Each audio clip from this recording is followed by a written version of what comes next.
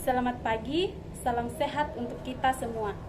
Terima kasih atas kesempatan yang diberikan kepada kelompok kami untuk mempresentasikan hasil diskusi kami tentang periklanan dan etika. Sebelum kami memaparkan hasil diskusi kami, saya akan memperkenalkan nama-nama anggota kelompok kami. Yang pertama, J. Novitasari. Yang kedua, Elizabeth Buratasik, saya sendiri. Yang ketiga, Andika Biringallo. Yang keempat, Ginta Mauli. Yang kelima, Marcelina Tuka. Yang keenam, Lisa Mulyani. Yang ketujuh, Adriwan Lolongan. Yang kedelapan, Agustina Arwantasik. Yang kesembilan, Atri Parara. Itulah nama-nama dari anggota kelompok kami. Untuk selanjutnya, saya persilakan kepada teman-teman untuk memaparkan materinya. Sebelum kita membahas lebih lanjut mengenai periklanan dan etika, sebaiknya kita harus tahu apa itu periklanan. Jadi, periklanan atau reklame adalah bagian tak terpisahkan dari bisnis modern dan dianggap cara ampuh untuk memenangkan persaingan bisnis. Periklanan juga bertujuan untuk membujuk, memberi informasi, dan mempengaruhi. Fenomena periklanan ini menimbulkan berbagai masalah yang berbeda. Mungkin tidak ada kegiatan bisnis lain yang berhadapan dengan begitu banyak kritik dan tanda tanya seperti periklanan. Etika yang menyangkut kebenaran menyatakan yang benar merupakan salah satu kewajiban etis yang penting. Dalam periklanan juga, jangan sampai kita melanggar etika bisnis dengan cara menjatuhkan produk lain. Setelah kita membahas apa yang dimaksud dengan periklanan, selanjutnya kita perlu mengetahui apa fungsi dari sebuah periklanan. Fungsi yang pertama dari sebuah periklanan yaitu memberikan informasi. Artinya, iklan yang ditampilkan atau diberikan bertujuan untuk memperkenalkan suatu produk yang dihasilkan kepada para konsumen atau kepada calon pembeli. Fungsi yang kedua yaitu periklanan menjadi sebuah media komunikasi antara produsen dan pasaran, antara penjual dan calon pembeli. Artinya, periklanan di sini menjadi sebuah alat bagi produsen atau para penjual untuk mengiklankan produk yang dihasilkan ataupun barang yang dijual kepada para konsumen atau calon pembeli, sehingga pembeli atau para konsumen dapat mengenali produk yang dihasilkan ataupun produk yang dijual tersebut. Yang ketiga yaitu periklanan dan kebenaran. Pada poin pertama yaitu pada umumnya periklanan tidak mempunyai reputasi yang baik sebagai pelindung atau pejuang kebenaran. Mengapa demikian? Karena yang terjadi di kehidupan realitas kerap kali periklanan itu suka membohongi, menyesatkan, atau bahkan menipu para konsumen. Dan yang terjadi sekarang yaitu periklanan hampir disamakan dengan sesuatu hal yang tidak bisa dipercaya sama sekali. Mengapa? Karena terkadang periklanan dengan sengaja mengatakan sesuatu atau hal yang tidak benar agar para konsumennya percaya. Nah, jika kita ingin mengevaluasi moralitas periklanan ini, perlu kita perhatikan secara khusus pada unsur dalam pembuatan hal-hal yang bisa saja berbau kebohongan di periklanan. Nah, yang pada poin kedua yaitu iklan juga mempunyai unsur promosi. Nah, memang pada dasarnya periklanan memiliki tujuan yaitu untuk meraih konsumen dan para konsumen. Terkadang iklan juga memberikan janji-janji kepada calon pembeli. Karena itu merupakan bagian dari bahasa periklanan yang mempergunakan retorika tersendiri. Nah, misalnya di sini yaitu merek pada suatu obat flu yang mengatakan mereka mampu membasmi flu. Nah, itu merupakan bahasa periklanan mereka. Nah, pada umumnya bahasa periklanan punya syarat superlatif dan hiperbolasi, mempergunakan maksud agar publik tidak begitu percaya saja dengan iklan tersebut, dan maksudnya bukan memberi informasi yang belum diketahui oleh para konsumen, melainkan untuk menjadi sumber daya tarik bagi para pembeli.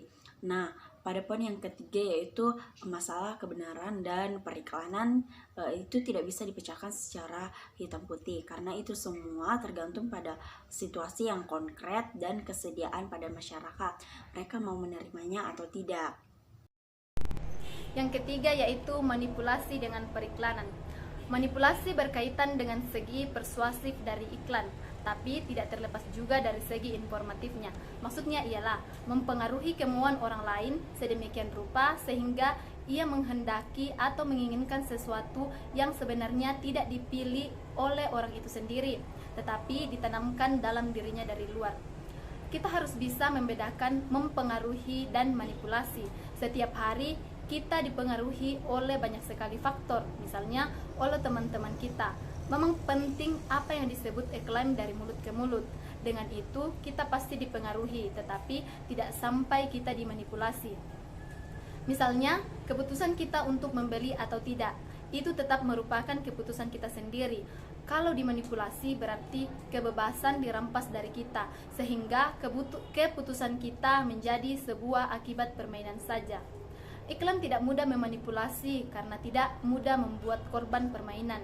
Misalnya, kita tidak merasa tertarik pada iklan di TV, kita bisa pindahkan ke saluran lain. Akan tetapi, iklan itu bisa bersifat manipulatif. Misalnya, iklan itu ditunjukkan pada anak, seperti iklan adegan yang berbahaya. Iklan seperti itu pun harus dianggap kurang etis karena anak belum bisa mengambil keputusan dengan bebas dan sangat sensitif terhadap pengaruh dari luar. Selanjutnya, pengontrolan terhadap iklan. Pengontrolan dijalankan menjadi 3 cara. Yang pertama, kontrol oleh pemerintah, seperti yang dilakukan oleh Menteri Kesetaraan Inggris pada produk kecantikan yang beredar pada negaranya, di mana antara model yang digunakan pada iklan tersebut kurang sesuai dengan wajah aslinya. Dan di Indonesia sendiri beberapa undang-undang telah ditetapkan untuk melindungi konsumen terhadap beberapa produk yang menyalahi aturan. Di antaranya telah terdapat iklan tentang makanan dan obat yang diawasi oleh POM dari Departemen Kesehatan. Yang kedua, kontrol oleh para pengiklan.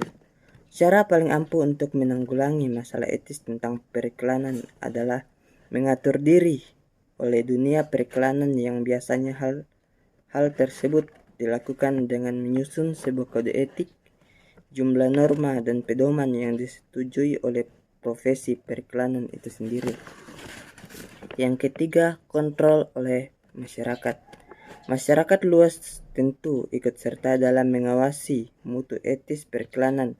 Dalam hal ini, suatu cara yang terbukti membawa banyak hasil dalam menetralisasi efek-efek negatif dari periklanan adalah mendukung lembaga-lembaga konsumen yang ada di Indonesia.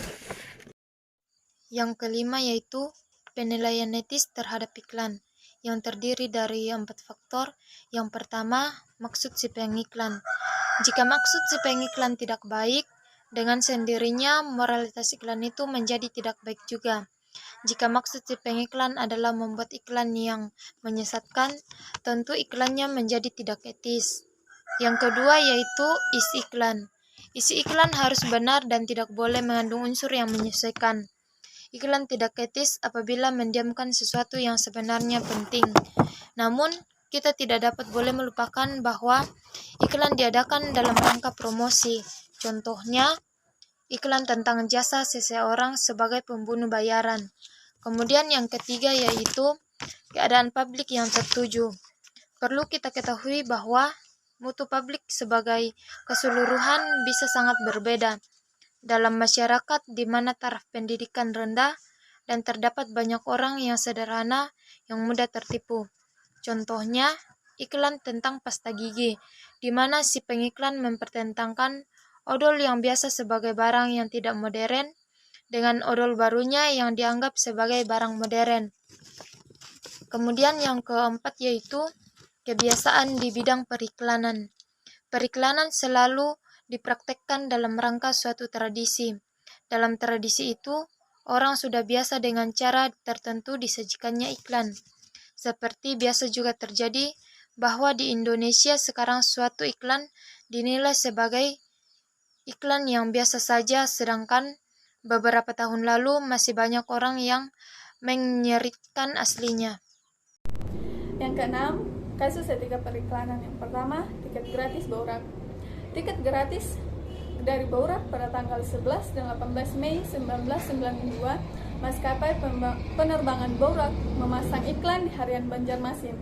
Pos yang berbunyi, tukarkanlah 10 lembar tiket penerbangan Bouraq dengan sebuah tiket gratis di kantor pos perwakilan Bouraq setempat. Tidak diberi penjelasan lain. Iklan sebesar 1/4 halaman itu dipasang juga dalam Jawa Pos, Surabaya, dan Pikiran Rakyat Bandung. Seorang pengusaha Banjarmasin kebetulan menyimpan 50 tiket bekas. Ketika dia pergi ke kantor Bouraq setempat dengan harapan memperoleh 5 tiket gratis, ia mendapatkan keterangan bahwa yang bisa ditukarkan hanyalah tiket 5 Agustus 1992 ke atas. Keterangan ini dimuat dalam iklan dan juga tidak disebut bahwa konsumen bisa memperoleh informasi lebih lanjut di kantor perwakilan Bouraq. Karena itu, boleh diandai saja bahwa informasi dalam iklan itu lengkap. Tempo 6 Juni 1992. Kasus etika periklanan, poin kedua, iklan Plaza Senayan. Dalam iklan Plaza Senayan terdapat nyanyian dan tokoh pelaku yang begitu konsumtif dengan menggunakan helikopter belanja, dan terkesan hura-hura ditambah konteks nyanyian. Hidup hanya sekali, jangan sia-siakan. Apakah betul hidup hanya sekali itu hanya diisi dengan hura-hura belanja penuh kemegahan?